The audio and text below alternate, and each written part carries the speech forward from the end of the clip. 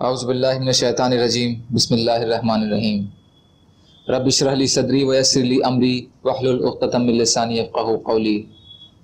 حیات الصحابہ رضی اللہ عنہم، حصہ اول، دعوت کا باب۔ حضور اقدس صلی اللہ علیہ وسلم کا موسم حج میں عرب کے قبیلوں پر دعوت کو پیش فرمانا۔ حضرت عبداللہ بن کعب بن مالک رضی اللہ تعالیٰ عنہ فرماتے ہیں، حضور صلی اللہ علیہ وسلم نبوت کے 3 سال تک چھپ کر دعوت کا کام کرتے رہے۔ پھر چوتھے سال آپ نے کھلے عام دعوت کا کام شروع کر دیا، جو وہاں 10 سال تک چلتا رہا۔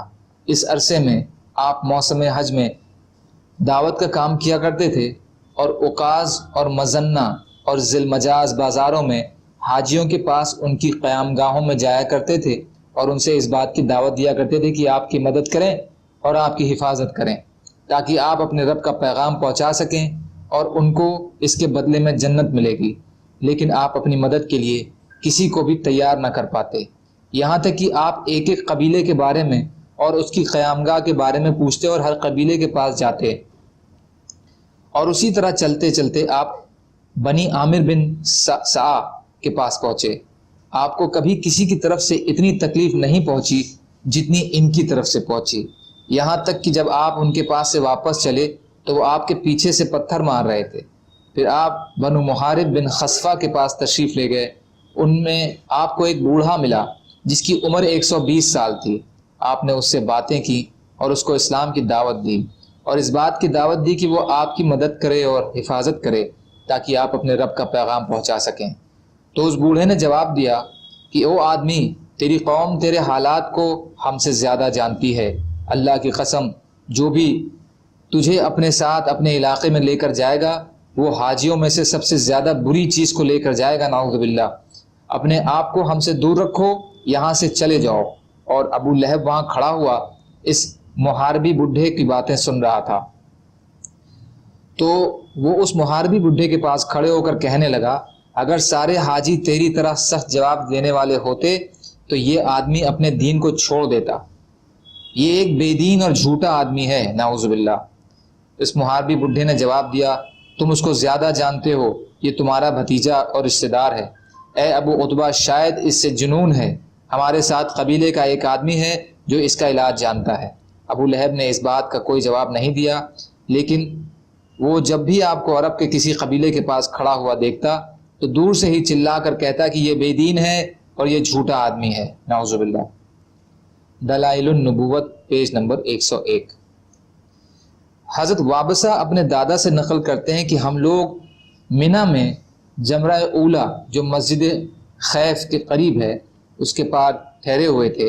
حضور صلی اللہ علیہ وسلم ہمارے پاس ہماری قیام گاہوں میں تشریف لائے اور آپ کی سواری پر آپ کے پیچھے حضرت زید بن حارثہ بھی بیٹھے ہوئے تھے۔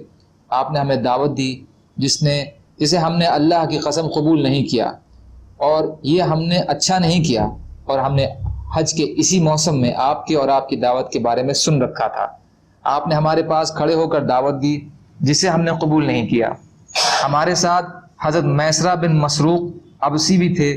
وہ کہنے لگے، میں اللہ کی قسم کھا کر کہتا ہوں کہ اگر ہم اس آدمی کو سچا مان لیں اور اسے اپنے ساتھ اپنے قبیلے میں لے جا کر اپنے بیچ میں ٹھہرا لیں تو یہ بہت اچھی رائے ہوگی۔ میں اللہ کی قسم کھا کر کہتا ہوں کہ اس آدمی کی بات غالب ہو کر رہے گی، یہاں تک کہ دنیا میں ہر جگہ پہنچ جائے گی۔ قوم نے میسرہ سے کہا، ان باتوں کو چھوڑو، ایسی بات ہم پر کیوں پیش کرتے ہو جس کی برداشت کی ہمیں طاقت نہیں ہے۔ میسرہ کی باتیں سن کر حضور صلی اللہ علیہ وسلم کو میسرہ کے ایمان لانے کی کچھ امید ہو گئی اور آپ نے میسرہ سے کچھ باتیں کی۔ میسرہ نے کہا، آپ کا کلام بہت ہی خوبصورت اور نورانی ہے، لیکن میری قوم میری مخالفت کر رہی ہے، اور آدمی تو اپنی قوم کے ساتھ ہی چلا کرتا ہے۔ جب آدمی میں قوم ہی آدمی کی مدد نہ کرے تو دشمن تو اور زیادہ دور ہیں۔ یہ سن کر حضور صلی اللہ علیہ وسلم واپس تشریف لے گئے۔ وہ قوم اپنے علاقے کو واپس جانے لگی تو ان سے میسرہ نے کہا، آؤ فدق چلتے ہیں، کیونکہ یہاں یہودی رہتے ہیں اور ان سے ہم اس آدمی کے بارے میں پوچھیں گے۔ اس لیے وہ لوگ یہودیوں کے پاس گئے اور ان سے حضور صلی اللہ علیہ وسلم کے بارے میں پوچھا۔ وہ اپنی ایک کتاب نکال کر لائے اور سامنے رکھ کر اس میں حضور صلی اللہ علیہ وسلم کا ذکر مبارک پڑھنے لگے۔ اس میں یہ لکھا ہوا تھا کہ آپ ان پڑھ اور عربی نبی ہیں، اونٹ پر سوار ہوا کریں گے، معمولی چیز پر یا ٹکڑے پر گزارا کر لیا کریں گے، ان کا قد نہ زیادہ لمبا ہوگا نہ چھوٹا ہوگا، ان کے بال نہ زیادہ گھنگرالے ہوں گے نہ بالکل سیدھے ہوں گے، ان کی آنکھوں میں سرخ ڈورا ہوگا اور ان کا رنگ سفید سرخی مائل ہوگا۔ اتنا پڑھنے کے بعد یہودیوں نے کہا، جس آدمی نے تمہیں دعوت دی ہے اگر وہ ایسا ہے تو تم اس کی دعوت قبول کر لو اور اس کے دین میں داخل ہو جاؤ، کیونکہ ہم حسد کی وجہ سے اس کی پیروی نہیں کریں گے اور ہماری ان سے زبردست لڑائیاں ہوں گی۔ عرب کا رہنے والا ہر آدمی یا تو آپ کی پیروی کرے گا یا آپ سے لڑے گا، اس لیے تم ان کی پیروی کرنے والوں میں سے بن جاؤ۔ میسرہ نے کہا، اے میری قوم کے لوگوں، اب تو بات بالکل صاف ہو گئی ہے۔ قوم نے کہا، اگلے سال حج پر جا کر ان سے ملیں گے، اس لیے وہ سب اپنے علاقے کو واپس چلے گئے۔ ان کے سرداروں نے ان کو اس سے روک دیا اور ان میں سے کوئی بھی حضور صلی اللہ علیہ وسلم کی پیروی نہیں کر سکا۔ جب حضور صلی اللہ علیہ وسلم ہجرت فرما کر مدینہ تشریف لے آئے اور حجۃ الوداع میں تشریف لے گئے، وہاں حضرت میسرہ سے ملاقات ہوئی اور حضور صلی اللہ علیہ وسلم نے ان کو پہچان لیا۔ تو حضرت میسرہ نے عرض کیا، یا رسول اللہ، جس دن آپ ہمارے یہاں اونٹنی پر سوار ہو کر آئے تھے، اسی دن میرے دل میں آپ کی پیروی کی بڑی آرزو ہے، لیکن جو ہونا تھا وہ ہو گیا اور اللہ کو میری اتنی ہی دیر سے مسلمان ہونا منظور تھا۔ اس موقع پر جتنے لوگ میرے ساتھ تھے ان میں سے اکثر مر گئے ہیں، اور اے اللہ کے نبی صلی اللہ علیہ وسلم، اب وہ کہاں ہوں گے؟ حضور نے فرمایا صلی اللہ علیہ وسلم، جو بھی اسلام کے علاوہ کسی اور دین پر مرا ہے وہ اب جہنم میں ہے۔